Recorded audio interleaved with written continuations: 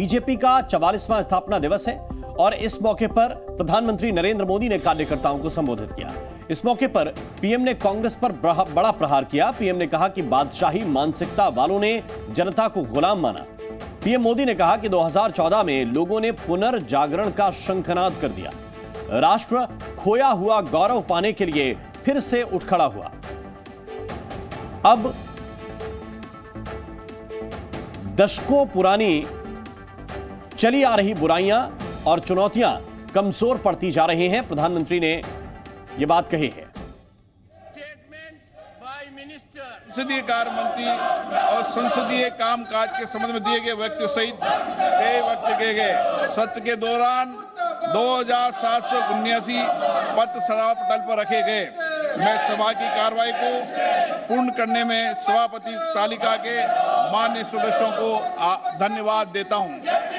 मैं माननीय प्रधानमंत्री, संसदीय कार्य मंत्री, विभिन्न दलों के नेताओं, माननीय सदस्यों द्वारा दिए गए सहयोग के लिए अत्यधिक आभारी हूं। मैं आप सभी की ओर से प्रेस और मीडिया का भी धन्यवाद देता हूं। माननीय सदस्यगण, सदन के अंदर जिस तरीके की गरिमा रहनी चाहिए और जो आपका आचरण व्यवहार है वह संसद के लिए, देश के लिए हितकारी नहीं है। सदन की उच्च कोटि की मर्यादा रही है, लेकिन आपका आचरण व्यवहार ठीक नहीं रहा है। सदन चर्चा संवाद के लिए मैं हर विषय पर चर्चा संवाद कराना चाहता हूं। आप बेल में आ रहे हैं, मैं फिर आपसे आग्रह कर रहा हूं कि इस तरीके से सदन की गरिमा को गिराना कतई उचित नहीं है।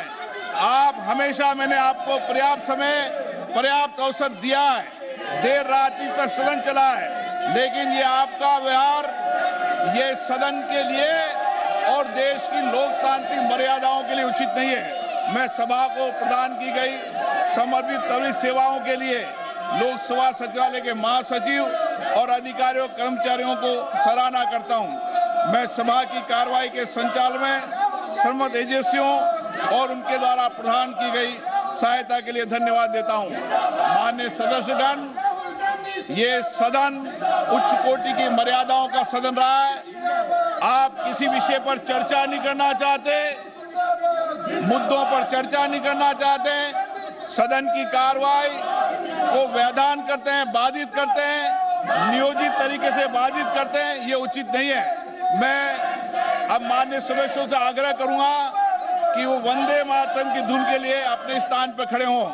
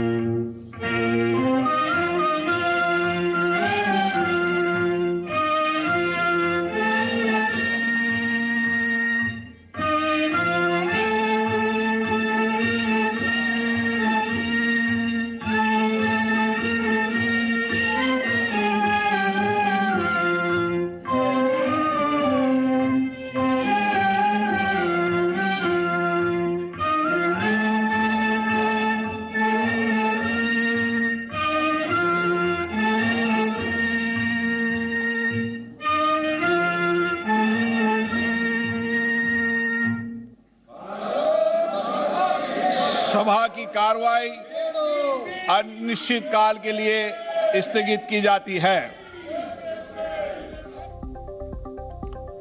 तो आपने सुना, सदन की कार्यवाही अनिश्चित काल के लिए स्थगित की जाती है। लोकसभा के स्पीकर ने इस बात का ऐलान किया। राज्यसभा की कार्यवाही भी स्थगित हुई है विपक्ष के हंगामे के चलते। हालांकि सभापति ने यह भी कहा कि बार बार वेल में आना ठीक नहीं है, तमाम विषयों को लेकर चर्चा की जा सकती है, लेकिन विपक्ष के नेता नारेबाजी करते रहे। जेपीसी की मांग को लेकर यह नारेबाजी निरंतर चलती रही। प्रधानमंत्री से जवाब मांग रहे थे विपक्ष के सांसद, और इस हंगामे के चलते पहले भी सदन नहीं चल पाया और आज भी कमोबेश वही स्थिति थी, जिसके बाद लोकसभा स्पीकर ने अनिश्चित काल के लिए कार्रवाई को स्थगित कर दिया है।